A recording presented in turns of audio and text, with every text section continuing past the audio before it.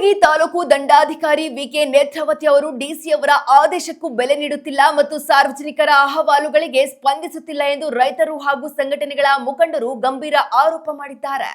ಸರ್ಕಾರಿ ಜಮೀನಿನಲ್ಲಿ ಖಾಸಗಿ ಕಂಪನಿಯವರು ಅಕ್ರಮವಾಗಿ ಕಂಬಗಳನ್ನ ಅಳವಡಿಸುತ್ತಿದ್ರು. ತಹಶೀಲ್ದಾರರು ಸ್ಥಳ ಪರಿಶೀಲಿಸಿ ಕೆಲಸ ನಿಲ್ಲಿಸುತ್ತಾರೆ. ಆದರೆ ಕೇವಲ 2 ದಿನದ ನಂತರ ಅದೇ ಕೆಲಸ ಪುನರಾರಂಭಗೊಳ್ಳುತ್ತದೆ. ಈ ಬೆಳವಣಿಗೆಯ ಹಿಂದೆ ಕಂಪನಿಗಳಿಗೆ ಕುಮ್ಮಕ್ಕು ನೀಡುತ್ತಿರುವ ಶಂಕೆ ವ್ಯಕ್ತವಾಗ್ತಿದೆ ಎಂದು ಸ್ಥಳೀಯರು ದೂರಿದ್ದಾರೆ. ವಿಂಡ್ ಫ್ಯಾನ್ ಮಾಲೀಕರಿಗೆ ಕೇವಲ ನೋಟಿಸ್ ನೀಡಿ ಕಚೇರಿಗೆ ಕರೆಸಿಕೊಳ್ಳುವ ತಹಶೀಲ್ದಾರರು ಅವರ ಮೇಲೆ ಇದುವರೆಗೆ ತೆಗೆದುಕೊಂಡ ಶಿಸ್ತು ಕ್ರಮಗಳೇನು ಎಂಬ ಪ್ರಶ್ನೆಗೆ ಉತ್ತರಿಸುತ್ತಿಲ್ಲ. ಕಂದಾಯ ಇಲಾಖೆ ನನ್ನದು ಎಂಬ ಅಹಂಕಾರದ ಧೋರಣೆಯನ್ನ ತಹಶೀಲ್ದಾರರು ತೋರ್ತಿದ್ದಾರೆ ಎಂದು ಆರೋಪಿಸಿರುವ ಡಿಎಸ್ಎಸ್ ಮುಖಂಡ ಸಂತೋಷ್ ಮತ್ತು ರೈತರು ಕೂಡಲೇ ಸಂಬಂಧಪಟ್ಟ ಅಧಿಕಾರಿಗಳು ಸೂಕ್ತ ಕ್ರಮ ಕೈಗೊಳ್ಳಬೇಕೆಂದು ಒತ್ತಾಯಿಸಿದ್ದಾರೆ.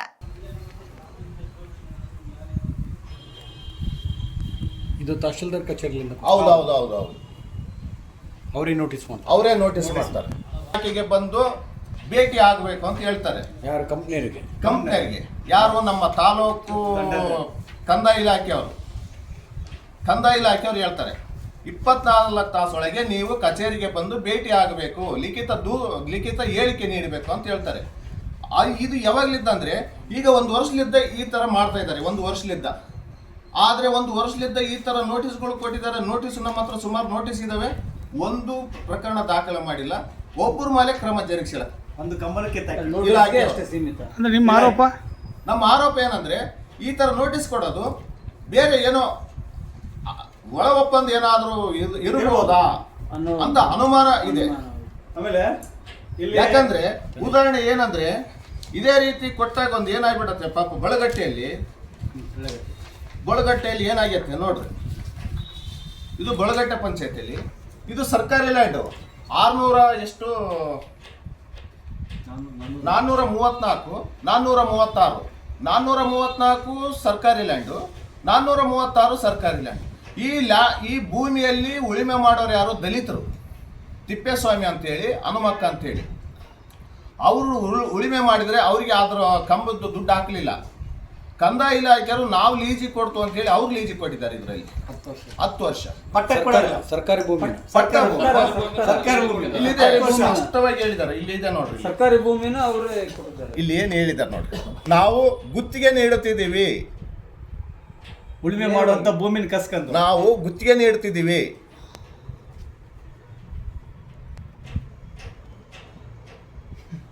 ಮತ್ತೆ ಒಂದು ಚೆಕ್ ಲಿಸ್ಟ್ ಇದೆ, ಅದರಲ್ಲಿ ಫಾರಂ 57 ಇಲ್ಲ ಅಂತ ಹೇಳಿ ಹೇಳಿದ್ದಾರೆ. ಆಮೇಲೆ ಇಲ್ಲಿ ಹೇಳಿದ್ದಾರೆ, ಇಲ್ಲಿ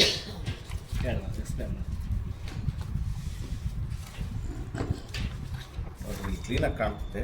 ಇಲ್ಲಿ ಹೇಳಿದ್ದಾರೆ 53, 57 ಈ ಜಮೀನಿನಲ್ಲಿ ಯಾವುದೇ ಬಾಕಿ ಇರುವುದಿಲ್ಲ ಅಂತ ಹೇಳಿದ್ದಾರೆ. ಈ ಜಮೀನಿನಲ್ಲಿ 53, 57 ಅರ್ಜಿಗಳು ಯಾವುದೇ ಬಾಕಿ ಇರುವುದಿಲ್ಲ ಅಂತ ಹೇಳಿದ್ದಾರೆ. ಸಾಗು ಸತಿ ಬಟ್ ಬಾಕಿ ಅವರು 53, 57 ಅರ್ಜಿನೂ ಹಾಕಿದ್ದಾರೆ, ಸಾಗುವಳಿ ಮಾಡ್ತಿದ್ದಾರೆ. ಆ ರೈತರು ಸಾಗುವಳಿ ಮಾಡೋದಂತಾರನೆ ಇವರು ಲೀಜ್ ಕೊಡ್ತಾರೆ. ಕಂದಾಯ ಇಲಾಖೆ ಲೀಜಿಗೆ ಕೊಡ್ತಾರೆ. 30-40 ವರ್ಷಗಳ ಆಮೇಲೆ ಎಲ್ಲಿ ಹೋಗ್ಬೇಕು? ಇಲ್ಲಿ ಹೇಳ್ತಾರೆ,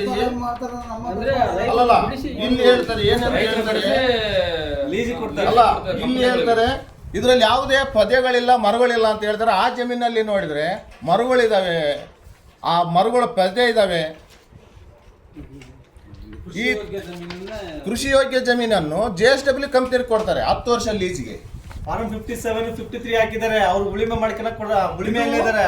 ಈ ಜಮೀನನ್ನು ಸಾಗುವಳಿ ಮಾಡೋ ರೈತ ಯಾರು? ದಲಿತರು. ಅವ್ರ ಹತ್ರ 57 ಫಾರಂ ಹಾಕಿರೋದು. ಇದು ನಮಗೆ ಒಂದೇ ಒಂದು ನೋವು ಏನಂದ್ರೆ ಈ ವಿಚಾರವಾಗಿ ನಾವು ಕಂದಾಯ ಇಲಾಖೆಯನ್ನು ಕೇಳಿದ್ರೆ ನಮ್ಮ ಭೂಮಿನ ನಾವು ಲೀಜಿಗೆ ಕೊಡ್ತೀವಿ, ನಮ್ಮ ಭೂಮಿ ನಾವು ಲೀಜಿಗೆ ಕೊಡ್ತೀವಿ, ನಾವೆಲ್ಲಿ ಹೋಗ್ಬೇಕು? ಆದ್ರೆ ಆ ಸಾಗುವಳಿ ಮಾಡಿರ್ತಕ್ಕಂಥ ರೈತನಿಗೆ ಯಾರು 1 ರೂಪಾಯಿ ಕೊಡ್ಲಿಲ್ಲ ಪಾಪ.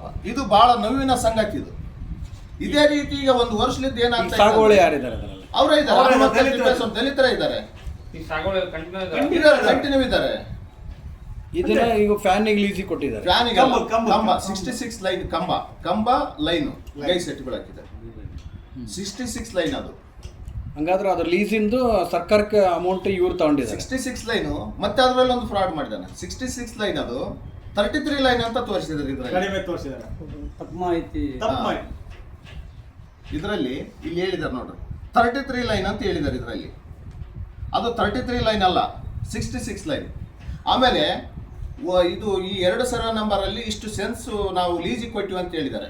ಬಟ್ ಯಾವುದೇ ಒಂದು ಕೈಗಾರಿಕೆ ಮತ್ತು ವಾಣಿಜ್ಯೋದ್ಯಮಕ್ಕೆ ಸೆಂಟ್ಸ್ ಗಟ್ಟಲೆ ಕೊಡೋಂಗಿಲ್ಲ ಸರ್ಕಾರ ರೂಲ್ ಪ್ರಕಾರ. ಅದು ಸ್ಕ್ವೇರ್ ಫೀಟಲ್ಲಿ ಕೊಡಬೇಕು. ಸ್ಕ್ವೇರ್ ಫೀಟಲ್ಲಿ ಕೊಡಬೇಕಂತ ಒಂದಿದೆ. ಅದು ಎಂಥ ಭೂಮಿ, ಅದು ಯೋಗ್ಯ ಕೃಷಿಗೆ ಯೋಗ್ಯ ಅಲ್ಲದ ಭೂಮಿಯಲ್ಲಿ ಏನಾದರೂ ಕೈಗಾರಿಕೆ ಅಥವಾ ವಾಣಿಜ್ಯೋದ್ಯಮ ಮಾಡಿದರೆ ಕೊಡಬೇಕು ಸ್ಕ್ವೇರ್ ಫೀಟಲ್ಲಿ ಅಂತೀವಿ. ಬಟ್ ನಮ್ಮ ಕೂಡ್ಲಿಗೆ ಕಂದಾಯ ಇಲಾಖೆ ಏನು ಕೊಟ್ಟಿದೆ, ಸೆಂಟ್ಸ್ ಅಲ್ಲಿ ಕೊಟ್ಟಿದೆ. ಸೆಂಟ್ಸ್ ಲೆಕ್ಕದಲ್ಲಿ ಕೊಟ್ಟಿದೆ. ಎಷ್ಟು ಬೊಕ್ಕಸ ಮಾಡ್ತಾ ಇದ್ದಾರೆ ಸರ್ಕಾರಕ್ಕೆ ತೆರಿಗೆ ಕಟ್ಟ. ಆಮೇಲೆ ಇದೆ ಈ ತರ ಕೊಟ್ಟು ಇಡೀ ನಮ್ಮ ಕೂಡ್ಲಿಗೆ ತಾಲೂಕಲ್ಲಿ ಈ ತರ ಏನಾಗೈತೆ ಅಂದ್ರೆ, ಈ ತರ ಎಲ್ಲರಿಗೆ ನೋಟಿಸ್ ಕೊಡೋದು, ಎಲ್ಲ ಅಲ್ಲೇನು ಕಂಬ ಆಗ್ತಾರೆ ಅವ್ರಿಗೆ ನೋಟಿಸ್ ಕೊಡೋದು, 24 ತಾಸು ಒಳಗೆ ಬರ್ಬೇಕಂತಾರೆ. ಯಾರು ಬರ್ತಾರೆ ಹೋಗ್ತಾರೆ, ಮಾತಾಡ್ತಾರೆ ಬರ್ತಾರೆ, ಅಷ್ಟೇ ಮಾತಾಡ್ತಾರೆ ಹೋಗ್ತಾರೆ ಬರ್ತಾರೆ. ಮತ್ತೆ ಅಲ್ಲಿ ಏನು ಮಾತಾಡಿದ್ದಾರೆ, ಅಲ್ಲಿ ಏನಾಗಿದೆ ಏನು ಆಗಿಲ್ಲ ಯಾರಿಗೆ ಗೊತ್ತಿಲ್ಲ, ಯಾರಿಗೂ ಹೇಳೋದೇ ಇಲ್ಲ. ಇವೆಲ್ಲ ಮಾಹಿತಿ ನಾವು ಹೇಳ್ತಿದ್ರೆ ತಹಶೀಲ್ದಾರ್ ಮೇಲೆ ಎನ್ಕ್ವೈರಿ ಆಗ್ಬೇಕು. ಅವ್ರ ಇನ್ಕಮ್ ಟ್ಯಾಕ್ಸ್ ಮೇಲೆ ತಹಶೀಲ್ದಾರ್ ಮೇಲೆನೆ ಆಗ್ಬೇಕು ನಮಗೆ. ಯಾಕಂತಂದ್ರೆ ಇಷ್ಟೊಂದು ಅನ್ಯಾಯ, ಇಷ್ಟೊಂದು ದೌರ್ಜನ್ಯ ಆಗ್ತದೆ ಅಂದ್ರೆ ನೋಡಿ, ಇಲ್ಲೊಂದು ಅವರ ಇನ್ಕಮ್ ಅನ್ನು ಇಲ್ಲಿ ತನಿಖೆ ಮಾಡ್ಲೇಬೇಕು. ಇಲ್ಲಿ ಏನಿದೆ ಅಂದ್ರೆ, ಇದು ನಮ್ಮ ಸೂಲ್ದಳಿದೆ. ಇದು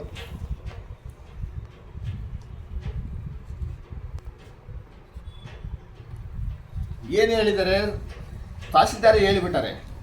ಏನು ಹೇಳಿದ್ದಾರೆ, ಅನಧಿಕೃತವಾಗಿ ವಿದ್ಯುತ್ ಕಂಬಗಳನ್ನು ಅಳವಡಿಸಿದ್ದಾರೆ, ಇವುಗಳನ್ನು ತೆರವುಗೊಳಿಸಬೇಕಂತೇಳಿ ಜಿಲ್ಲಾಧಿಕಾರಿ ತಹಶೀಲ್ದಾರಿಗೆ ಹೇಳ್ತಾರೆ.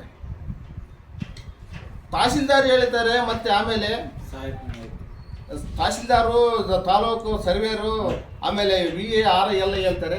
ಈ ಸರ್ವೆ ನಂಬರ್ ಅಲ್ಲಿ ಇಷ್ಟಿಷ್ಟು ಕಂಬ ಇದಾವೆ ಅಂತ ಇವ್ರು ಸರ್ವೆ ಮಾಡ್ಕೊಂಡ್ ಬರ್ತಾರೆ. ಇದು ಪರಿಶೀಲನೆ ನೋಡಿ, ಇದು ಸ್ಥಳ ಪರಿಶೀಲನೆ ಮಾಡಿರೋದು. ಇದು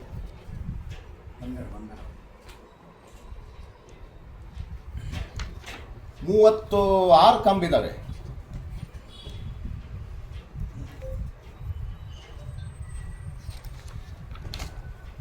ಮತ್ತೀಗ JSW ಕಂಪ್ನಿಗೆ 17 ಕಂಬಗಳು ಸರ್ಕಾರಿ ಲ್ಯಾಂಡ್ಗಳಲ್ಲಿ ಹಾಕಕ್ಕೆ ಹೊರಟಿದ್ದಾರೆ. ಪರ್ಮಿಷನ್ಗೆ ಹೋಗಿದ್ದಾರೆ. ನಾವು ಸ್ಟಾಪ್ ಮಾಡಿದ್ದೀವಿ. ಸ್ಟಾಪ್ ಮಾಡೋಕ್ಕೆ ಕೊಟ್ಟಿದ್ದೀವಿ. ಕಾಮಗಾರಿ ಮೊನ್ನೆ ಮಾಡ್ತಾಯಿದ್ರು. ನಾವು ಸ್ಪಾಟಿಗೆ ಹೋಗ್ಬಿಟ್ಟು ನಿಲ್ಸಂಗೆ ನಾವು ಒಂದು ಮಾಧ್ಯಮ ಮುಖಾಂತರ ನಾವು ಅದನ್ನು ಪ್ರಸಾರ ಮಾಡಿದ್ವಿ.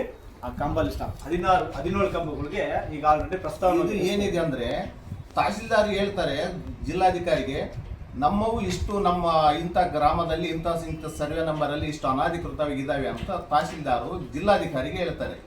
ಜಿಲ್ಲಾಧಿಕಾರಿ 2 ಸಲ ಮೆಮೊರಾಂಡ್ ಕೊಡ್ತಾರೆ. ಏನಂತ ಕೊಡ್ತಾರೆ, ಅವನ್ನ ತೆರವುಗೊಳಿಸ್ರಿ ಅಂತ ಕೊಡ್ತಾರೆ. ನೋಟಿಸ್ 2 ಸಲ ಕೊಡ್ತಾರೆ. ಇದು ಒಂದು 2 ಸಲ ಕೊಡ್ತಾರೆ. 2 ಸಲ ಕೊಟ್ಟು ಈಗ 1 ವರ್ಷ ಆಯಿತು. ಯಾವುದೇ ಒಂದು ತೆರವುಗೊಳಿಸಿಲ್ಲ, ಯಾವುದೇ ಒಂದು ಕ್ರಮ ಜರುಗಿಸಿಲ್ಲ. ಈಗಿರ್ತಕ್ಕಂಥ ತಹಶೀಲ್ದಾರ್ ಅಂದ್ರೆ ಡಿ.ಸಿ ಆದೇಶನ ಕೂಡ ಧಿಕ್ಕರಿಸಿದ್ದಾರೆ. ನಾವು ಮೊನ್ನೆ ತಹಶೀಲ್ದಾರ್ ಇಲಾಖೆಗೆ ಹೋಗಿ ಜಿಲ್ಲಾ ಕಚೇರಿಗೆ ಹೋಗಿ ಕೇಳಿದಾಗ ಅವ್ರು ಹೇಳ್ತಾರೆ, ನಿಮ್ಮ ತಹಶೀಲ್ದಾರರು ನಮಗೆ ಸರಿಯಾಗಿ ಸ್ಪಂದಿಸ್ತಾ ಇಲ್ಲ.